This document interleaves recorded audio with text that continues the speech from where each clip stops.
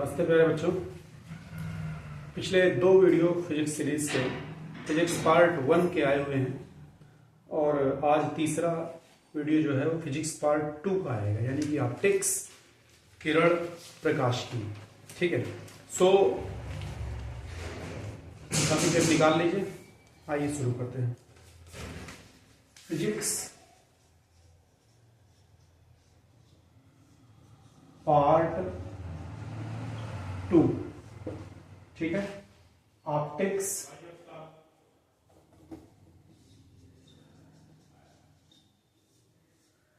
इस पे भी परावर्तन वाले चैप्टर की बात करेंगे।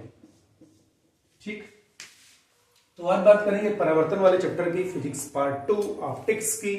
इसमें से जो सबसे पहली चीज आपको पता होनी चाहिए वह है प्रकाश।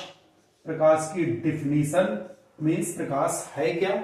ठीक है, प्रकाश वह माध्यम है, वह ऊर्जा है जो कि हमारी दृष्टि संवेदना को जागृत करती है, जिसके कारण हमें चीजें दिखाई देती है, जिसके कारण तुम मुझे देख पा रहे हो, मैं तुम्हें देख पाता हूँ, एक्सेट्रा। तो प्रकाश के गुण, प्रकाश सरल रेखा में चलता है, प्रकाश में चुंबकीय तरंगों से बना होता है, जिस कारण प्रकाश को माध्यम की आवश्यकता नहीं होती चलने के लिए, एक्सेट्रा एक्सेट्रा। 3 प्रकार की चीजें होती है प्रकाश के आधार पर, एक पारदर्शी, दूसरी अपारदर्शी और तीसरी पारभासी। ठीक है, जिससे प्रकाश पूरी तरह से पार चला जाएगा वो दैट इज पारदर्शी, जिससे प्रकाश को रोक लेता है, जो छाया उत्पन्न करती है। अपारदर्शी और जिनसे प्रकाश थोड़ा थोड़ा पार जाता है, जैसे तेल लगा हुआ कागज, घिसा हुआ कांच, उसे हम पारभासी कहते हैं। इनकी भी आपको डेफिनेशन याद रखनी है। तीसरा है परावर्तन। अब जाकर हम मुद्दे पे पहुंचे हैं। ठीक है, यहां से स्टार्ट होता है अपना चैप्टर बेसिकली। सो परावर्तन की डिफिनीशन क्या है कि जब प्रकाश किसी एक माध्यम में चलता है, किसी चिकने तल से टकराता है, वापस अपने माध्यम में लौट आता है, तो इसे हम परावर्तन कहते हैं। वेरी इंपॉर्टेंट, परावर्तन के नियम, 2 नियम है ना, 2 नियम है प्रकाश के। ये परावर्तन है, ऐसे ये चिकना तल हो गया, प्रकाश की किरण आती है और चली जाती है, सो दिस इज आपतित किरण, आपतित किरण, और दिस इज परावर्तित किरण। ठीक है, परावर्तित किरण ये अविलंब हो जाता है। आपतित किरण और अविलंब के बीच का कोण आपतन कोण I, और परावर्तित किरण और अविलंब के बीच का कोण परावर्तन कोण R कहलाता है। सो I और R बराबर होते हैं। आपतित किरण, परावर्तित किरण और अविलंब तीनों एक ही तल पे होते हैं। ये 2 नियम है। ठीक है, मैंने जल्दी से बता दिया। इसके बाद चौथे नंबर पर आते हैं। अब जब परावर्तन है तो जिस चीज के द्वारा परावर्तन होगा उसे हम दर्पण कहते हैं। ये दर्पण 2 प्रकार के होते हैं, एक होता है समतल दर्पण और एक होता है गोलीय दर्पण। ठीक, अब गोलीय दर्पण भी कई प्रकार के हैं, लेकिन इनमें से हमें जो पढ़ने हैं वो 2 पढ़ने हैं। एक पढ़ना है हमें उत्तल दर्पण और एक पढ़ना है हमें अवतल दर्पण। उत्तल दर्पण, इसे हम उत्तल दर्पण। अब इन दोनों प्रकार के दर्पणों की अपने को डेफिनेशन पता होनी चाहिए, आपको इन्हें पहचानना भी आना चाहिए। ठीक है, अगर अंदर की ओर कलाई है, परावर्तन बाहर वाले पृष्ठ से हो रहा है, तो ये उत्तल हो जाएगा।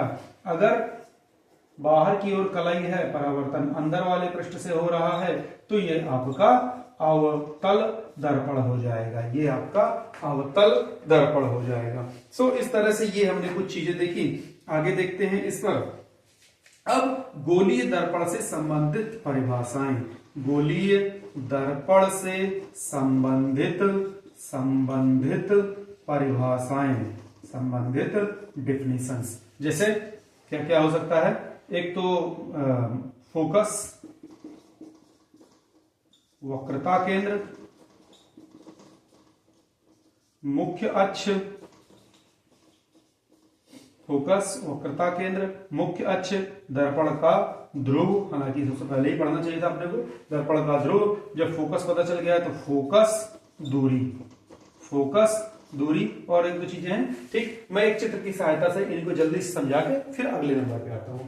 ठीक है, जस्ट ए मिनट, आ रहा हूं, आ गया। ठीक है, तो मैं एक बार जल्दी से बता दूं, ये प्रकाश की डेफिनेशन पता होनी चाहिए, ठीक है, बट ऐसा कुछ नहीं कि ये पूछा ही जाएगा।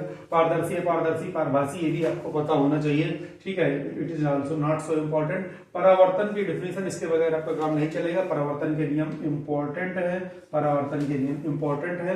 दर्पण आपको दोनों पता होने चाहिए, समतल और गोलीय। हालांकि परिभाषा जो पूछता है वो कभी कभी उत्तल और अवतल की पूछता है, एक नंबर की डिफिनेशन ही पूछेगा, अगर चित्र के ज्यादा पूछेगा तो। परावर्तन के नियम भी एक नंबर पर पूछे जा सकते हैं। और आगे आते हैं गोलीय दर्पण से संबंधित डिफिनेशन, इनके बगैर आपका काम नहीं चलेगा।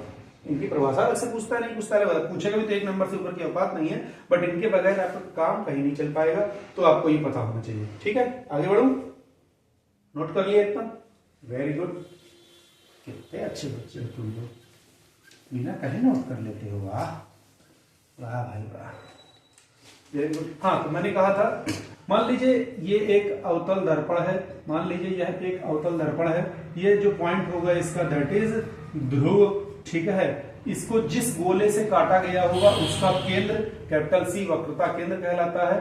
दर्पण के ध्रुव को P से, P फॉर पोल से व्यक्त करते हैं। C और P को मिलाने वाली रेखा मुख्य अक्ष कहलाती है।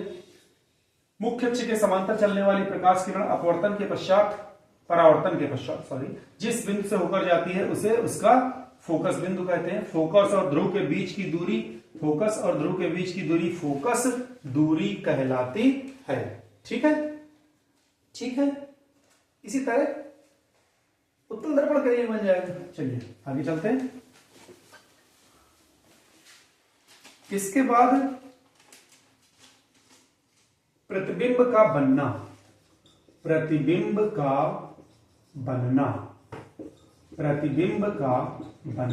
दोनों के द्वारा, गोलीय उत्तल के द्वारा और उत्तल के द्वारा। प्रतिबिंब के बनने के लिए दो नियम है। पहली चीज की दो प्रकाश की किरणें जहां पर परावर्तन के पश्चात एक दूसरे को काटेंगी उस जगह पर प्रतिबिंब बनेगा। दूसरी चीज, जो मुख्य अक्ष के समांतर चलेगी वो फोकस से होकर जाएगी, जो फोकस से होकर जाएगी मुख्य अक्ष के समांतर हो जाएगी। ठीक है, कुछ ऐसे, जो समांतर चलेगी वो फोकस से होकर जाएगी, और अगर कोई फोकस से गई तो यहाँ से, जैसे दो किरणें काट ली यहाँ पर, तो यहाँ पर प्रतिबिंब इसका बन सकता है। ठीक है, सो इस तरह से we can easily find out the image. अब आपको प्रतिबिंब का बनना पता करना है। ठीक है, हाँ, प्रतिबिंब का बनना उत्तल और अवतल दोनों प्रकार के दर्पण के लिए है। उत्तल और अवतल दोनों प्रकार के दर्पण के लिए। उत्तल दर्पण में केवल दो ही प्रतिबिंब प्राप्त होते हैं, अवतल दर्पण की 6 स्थितियों में प्रतिबिंब प्राप्त होता है। इन सब का फिगर आपको अच्छे से बढ़िया तैयार कर लेना है, कंप्लीट कर लेना है। आगे आते हैं, और यहीं पर एक छोटी सी बात है, F = R/2। किसी भी दर्पण का जो फोकस होता है उसकी वक्रता त्रिज्या का आधा होता है, इसका डेरिवेशन है, और इस पर कुछ एक आध नंबर के न्यूमेरिकल भी हो सकते हैं। खैर, आगे आते हैं 7वें नंबर पर, दर्पण सूत्र। इससे पहले यहां पर एक चीज है, चिन्ह परिपाटी। इसको समझने के लिए मैं आपसे कहा करता हूं कि आप अक्ष ले लीजिए और इस जगह पर कोई भी दर्पण, चाहे उत्तल चाहे अवतल, कोई भी एक पकड़ लीजिए दर्पण। आप समझिए, जो दूरियां इधर की ओर नापी जाएंगी वो पॉजिटिव, जो इस तरफ नापी जाएंगी वो निगेटिव, जो ऊपर की ओर नापी जाएंगी वो पॉजिटिव, और जो नीचे की ओर नापी जाएंगी वो निगेटिव। प्रकाश की किरण हमेशा बाईं ओर से दाईं ओर ही चलेगी। इस हिसाब से आप इस चिन्ह परिपाटी को समझ सकते हैं। ठीक है, ठीक है, क्या? अच्छा, किसी की आवाज आ रही है, थोड़ा सा और अच्छे से बता दें। ठीक है, सुनाई दी गया मुझे, वेरी गुड, मन में बोला तुमने लेकिन सुन ले गया। जैसे मान लीजिए ये एक अवतल दर्पण है, यह एक अवतल दर्पण है।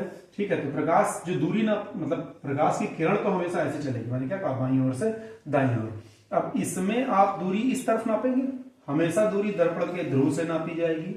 ध्रुव को आप मूल बिंदु की तरह पकड़ लीजिए। ठीक है, ऐसे। अब जो दूरी मूल बिंदु से बाईं ओर है, ये मेरा बायां हाथ है तो बाईं ओर, और ये दायां हाथ है तो दाईं ओर। ठीक, तो दिस इज बायां एंड दिस इज दायां। ठीक है, जो दूरी बाईं ओर की होगी वो नेगेटिव होगी, जो दाईं ओर की होगी वो पॉजिटिव होगी। अगर वस्तु ऊपर की ओर है तो पॉजिटिव होगी, अगर वस्तु नीचे की ओर है तो निगेटिव हो जाएगी। इस हिसाब से हम चिन्हों का प्रयोग करेंगे। ठीक, ओके, वेरी गुड, आगे बढ़ते हैं। Thank you. दर्पण सूत्र 1/v + 1/u = 1/f है। इसका आपको डेरिवेशन तैयार करना है और इसको आपको न्यूमेरिकल भी पूछे जाएंगे, इसके आपसे न्यूमेरिकल भी पूछे जाएंगे।